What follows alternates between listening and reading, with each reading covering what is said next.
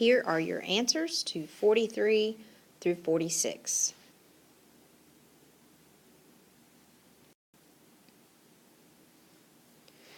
'43 says which association is best described by the scatter plot below.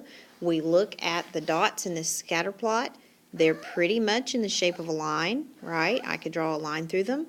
What kind of slope would that line have? That line would have positive slope, so this has a positive association. 44. We have this scatter plot that is showing, if you'll read the instructions, the daily high temperature and the number of cups of hot cocoa sold. I think we did an example like this in class even.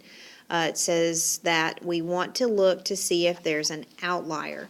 What you need to remember is that an outlier is a piece of data that doesn't belong. It doesn't fit with the rest of the data, something that was weird, okay?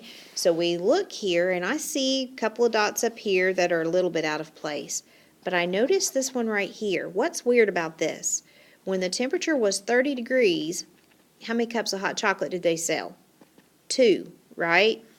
Any other time it was around 30 degrees, they sold a bunch. But this time they only sold 2. So the outlier here is the point 32.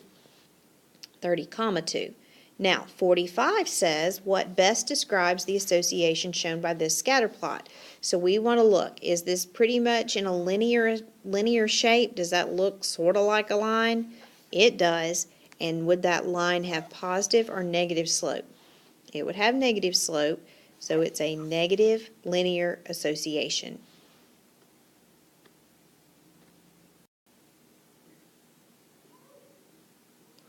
46 says which of the following graphs represents the correct location of a line of best fit. Remember, we can draw a line through a set of points that sort of represents that data. So obviously the line's got to be going in the same direction as the data, right? So this line and this line aren't even going in the same direction as the data. So B and C, gone. Now, we've got to decide, is A a better line of best fit or is D? Well, if you'll recall, when we talked about this in class, the line of best fit has got to go between, sort of split the data in half. This line is kind of below all the points, right? But D goes right through the middle of them. So it looks like D is the best representation of the line of best fit.